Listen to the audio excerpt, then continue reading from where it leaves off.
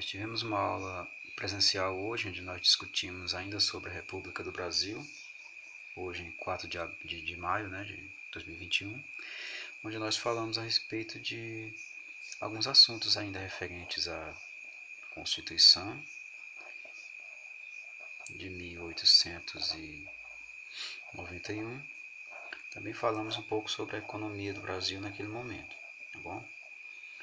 Também vimos que o quanto a proclamação da República do Brasil, que foi proclamada em 1889, tirou um pouco da concentração de poder e, digamos que, descentralizou mais esse poder, de acordo com questões cobradas, por exemplo, pela Univesp, né? A gente tem algumas questões aí, por exemplo, a questão diz assim: foi possível, após a proclamação da República, a descentralização do poder, né? Descentralização do poder e um regime presidencialista forte. Presidencialista forte. Foi uma das questões, uma das alternativas que estão corretas, né? Com relação a esse tópico, esse assunto aqui, viu? Na verdade foi o que aconteceu.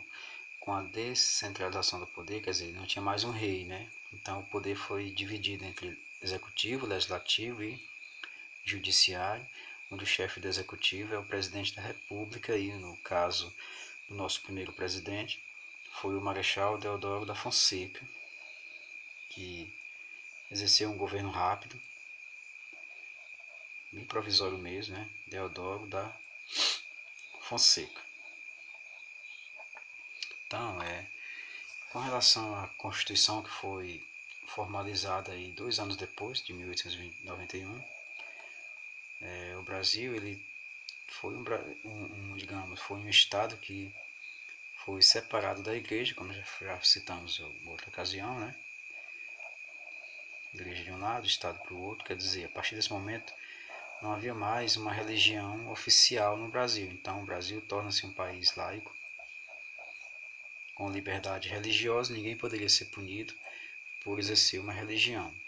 Essa junção era comum da igreja com o Estado. A partir desse momento aqui, já era possível o casamento civil, né? Casamento civil.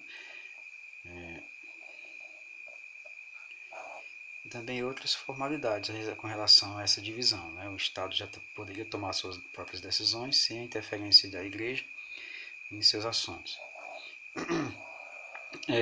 Ainda é possível também a gente identificar dentro dessa Constituição aqui alguns outros pontos interessantes, em que além do casamento civil havia também o chamado registro de nascimento, que antigamente no Brasil não tinha, tinha apenas o atestado de batismo, né? Mas agora a partir desse momento já foi criado o chamado registro de nascimento de crianças, né?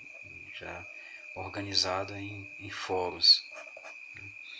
E além de tudo, essa Constituição trouxe algumas novidades com relação ao voto, onde nem todo mundo tinha direito a votar, somente os homens maiores de 21 anos de idade poderiam exercer a cidadania. Mulheres analfabetos, soldados, religiosos em fase de formação também não poderiam votar, mendigos, enfim, esse pessoal não poderia votar. É diferente da nossa nova Constituição atual, né, que todos podem votar de maneira universal. Então é o seguinte, aqui nessa parte onde nós falamos sobre a Constituição, é interessante também a gente pontuar que foi a chamada Constituição que revogou a monarquia, né, revogou totalmente a monarquia, não vale mais monarquia de jeito nenhum, e colocou como forma de governo, né,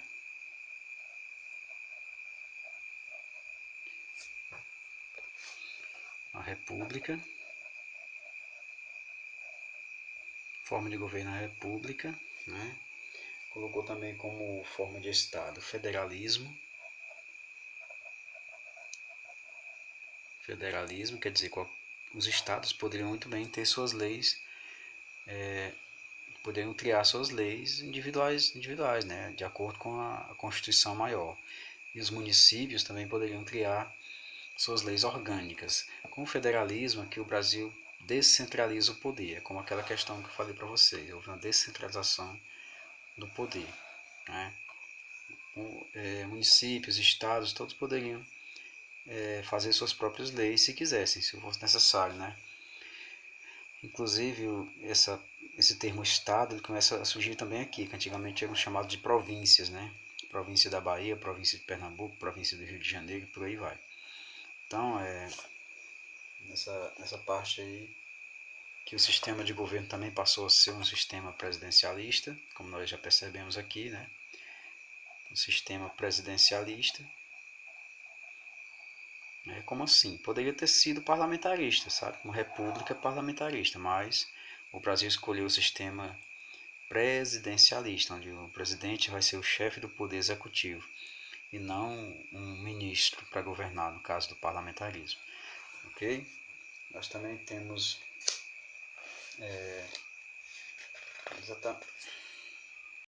o primeiro presidente, ele era muito autoritário, ele conseguiu algumas inimizades, né? Ele teve alguns momentos de muita, digamos, oposição, né? Oposição ferrenha aí contra o Marechal Deodoro da Fonseca, e a qual essa oposição acabou levando a primeira revolta da Armada, as Forças Armadas, a Marinha, ameaçou até apontar canhões para o Rio de Janeiro por conta dessa oposição ao autoritarismo do presidente, a intransigência dele de querer fazer apenas do seu jeito, não querendo ouvir as oligarquias que o ajudaram tanto aí a chegar ao poder, né, a tomar o Brasil do rei aí, Dom Pedro II. E dessa forma acabou que essas mesmas oligarquias, né, que ajudaram o Marechal Deodoro da Fonseca, também tinham interesses políticos e econômicos, né? A oligarquia, governo de poucas pessoas, né? Então, no momento aí que o Marechal Deodoro da Fonseca deixa de agradar essas oligarquias, ele consegue uma oposição muito forte em seu governo, né? E também para controle da inflação, que estava também muito pesada naquele momento, nós falamos que vamos falar um pouquinho também da economia, né? Com relação à inflação, deveria ser controlada. O Marechal Deodoro da Fonseca convocou para ser o ministro da Fazenda o intelectual chamado Rui Barbosa. Rui Barbosa, ele foi ministro responsável desculpa, por, digamos, conduzir a economia do país, tentando dinamizar mais a situação, porque estava faltando dinheiro, estava faltando poder de compra, estava faltando renda para os brasileiros, inclusive até os ricos mesmo sentiam essa falta de dinheiro. Então o que é que acontece? O Rui Barbosa ele lançou uma política econômica da qual consistia em mandar os bancos imprimirem muitas notas, né? Muitas notas de dinheiro e espalhar por aí, espalhar no mercado esse dinheiro todo. Ele mandou fazer dinheiro. Está faltando dinheiro, Rui Barbosa mandou fazer dinheiro, mas isso não. Claro que isso também não resolveu o problema, fez piorar a situação, porque muito dinheiro no mercado vai gerar aumento de preços, né? Vai gerar aumento geral de preços. É como se você imaginasse que cada cidadão do Brasil tivesse hoje 10 mil reais no bolso, e aconteceu o seguinte, os preços das mercadorias e serviços também iam aumentar. Iam aumentar porque todo mundo já tinha dinheiro, então para equilibrar as coisas, teria que ser usado mais dinheiro para pagar os bens e serviços do país. Né? Ele deveria, assim, no momento aqui o Rui Barbosa estava tentando solucionar o problema na melhor das intenções, mas infelizmente não deu certo. A gente compreende que não é fácil você lidar com a economia, é uma coisa muito digamos, oscilante, né? Às vezes está em cima, às vezes o negócio vai para baixo. Então é o seguinte, mandando fazer muito dinheiro causou mais inflação ainda do que já tinha.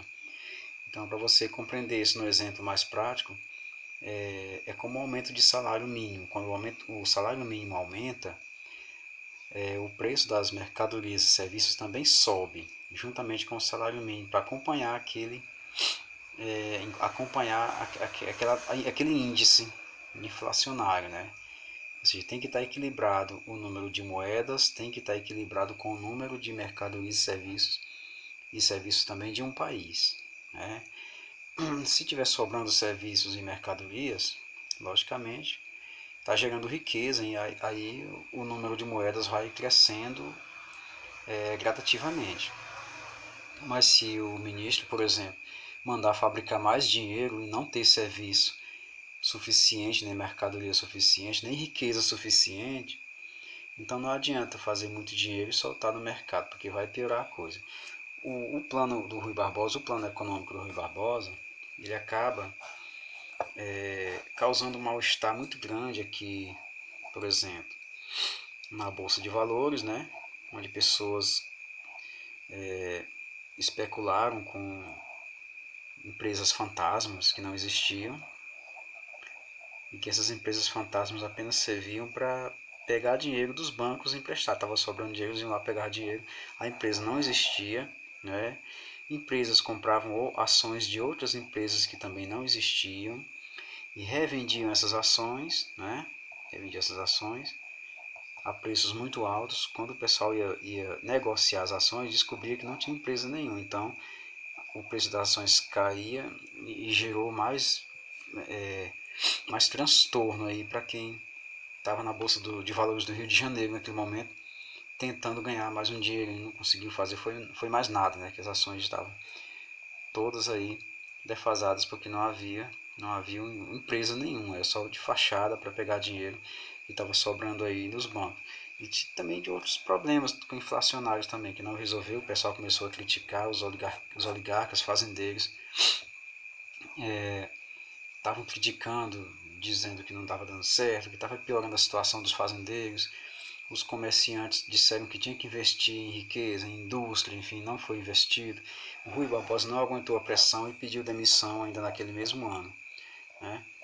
Então, esse momento aqui da história do Brasil, esse plano econômico do Rui Barbosa, ele foi chamado de encilhamento, né? Encilhamento. Encilhamento é como se alguém colocasse o freio em alguma coisa, um arreio em alguma coisa, ou um cabresto num cavalinho, enfim. Um apelido que o pessoal colocou no plano do Rui Barbosa, né? Até comparando aí o momento da Bolsa de Valores do Rio de Janeiro, com barulho de arreios de cavalo, enfim, aquele alvoroço todo, o pessoal chamou o plano dele de encilhamento. Pois esse encilhamento falhou, ele mostrando que a República do Brasil tinha muitas controvérsias, enfim. Voltando novamente para o lado mais político da coisa, o Marechal Deodoro da Fonseca, ele acaba desistindo, não, ele pede, digamos, arreio, ele não vai mais, porque tanto problema também que estava acontecendo, ainda tinha a oposição, como eu falei para vocês agora há pouco. O Deodoro da Fonseca, ele sai da presidência e assume o vice, né? Vou colocar o nome dele aqui, Fonseca, né? Assume o seu vice, o Marechal, também Marechal, né? Marechal, um título do Exército, o Marechal Floriano Peixoto. Floriano Peixoto, ele assume a presidência do Brasil e o governo dos dois aqui, tanto do Marechal como do Deodoro, esse momento aqui é conhecido como República da Espada, pelo fato de ambos serem do Exército, né? República da Espada, quer dizer, nosso primeiro presidente da República foi um militar. Muitos assimilam isso a um golpe, ao primeiro golpe militar que o Brasil sofreu nessa data de 1889, né? E depois que o próprio Marechal Floriano Peixoto, com toda a sua intransigência, toda a sua violência para tratar as coisas, apelidado também de Marechal de Ferro. Depois que ele sai, entrega o governo aos civis, né? Civil aqui não é militar. O Brasil passa a ser governado por civis ligados às oligarquias. Quer dizer, começou com muito problema a nossa república, né? E aprendendo aos poucos, e tentando aprender aos poucos, e chega em momentos em qual parece que não vai funcionar, enfim, os planos econômicos desastrosos e ainda por cima ter que atender a todas as reivindicações dos oligarcas, né? Então, essa aqui foi a nossa aula de hoje, no qual nós citamos alguns pontos muito importantes sobre a República. Na aula que vem a gente vai falar sobre a política do café com leite, né? Política dos governadores, enfim. A gente vai citar mais, falar mais um pouco de política, né? Mais um pouco também de economia e nos trazer algumas questões do Enem a respeito desse assunto, tá bom?